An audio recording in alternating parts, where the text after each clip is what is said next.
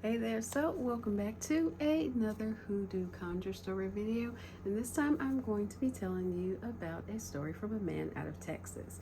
Now, his name is Willis Easter, and he was 85 at the time of his interview.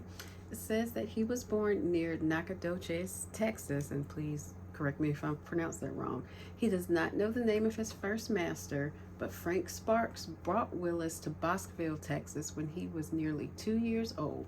And Willis firmly believes in conjure men and ghosts and wears several charms for protection against those things. And he was currently living in Waco, Texas at the time of his interview in 1937. Now, Willis himself has a very interesting interview, but one thing I want to point out is that he was quite old, so a lot of the words he was confused about a lot of things. But he does recall marrying Nancy Clark in 1879 and says that they had no children. But there was plenty of deer, bears, wild turkeys, and antelopes around them. So, first up, he says that he talks about ghosts, and he has a funny story. So, an old man named Josh, he was pretty old. Every evening, he'd squat down under an oak tree. Master Smith, he'd slip up and hear Josh praying, "Oh God, please take poor old Josh home with you." Next day, Master Smith wrapped herself in a sheet, and she went and got under the oak tree, clearly to play a cruel joke. Now, when she got under the oak tree, she says from the top of the tree, "Poor Josh, I's come to take you home with me." Old Josh rose up and saw the white shape in the tree and yelled, "Oh Lord, not yet. I haven't been forgiven for all my sins." Old Josh was just a shaken and he ran faster than anybody else. That broke up the playing under the tree. Now, clearly nothing about that seems right. Like that was just mean. That was mean.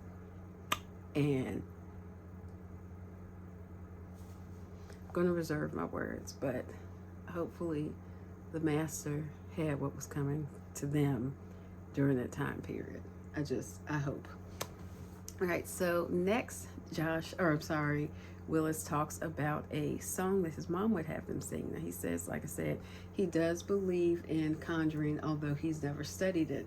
But his mom would have him and his siblings sing a song to keep the conjure away. And it would go something like this: "Keep away from me, hoodoo and witch.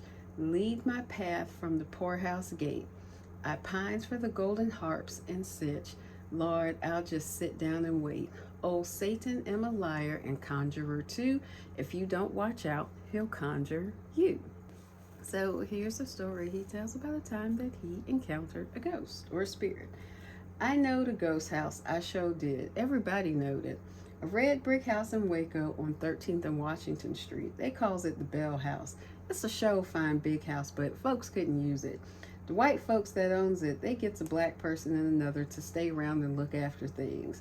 The white folks wanted me to stay there. So every Friday night, here I am, hearing a rustling sound like a murmur on the treetops all throughout the house. The shutters rattle, only there ain't no shutters, it's just plain windows. Just plain as anything, I hear a chair rocking, a rocking, a rocking.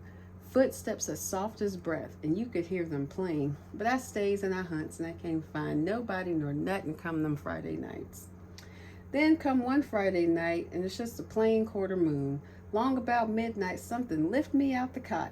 I heard a little child sobbing, and that rocker started rocking, and the shutters started rattling, soft like, and the rustling morning sound all throughout the house. I took a lantern out in the hall, and I goes right by the foot of the stairs.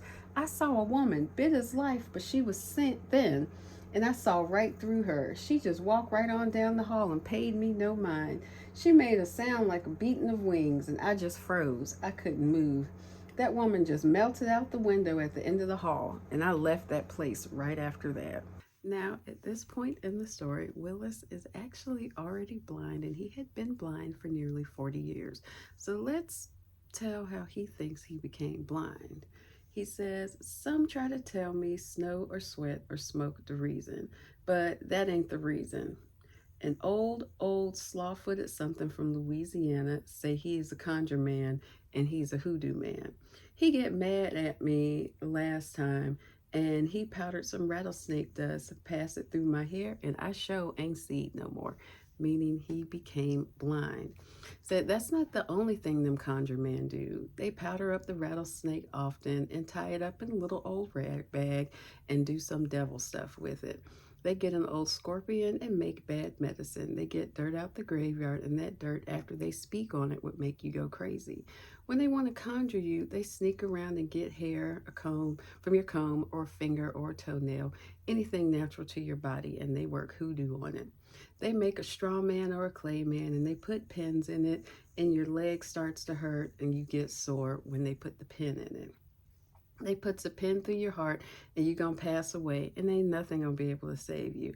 They make a charm to wear around their neck or their ankle, and they make a love powder too out of a love vine what grows in the woods.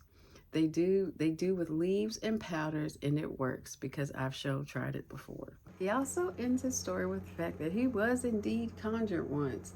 He said he had pneumonia, boils, and bad luck, and he carries a jack all the time. It's a charm wrapped in red flannel. He didn't know what was in it, but he had to have somebody fix it for him because he couldn't stand being sick anymore.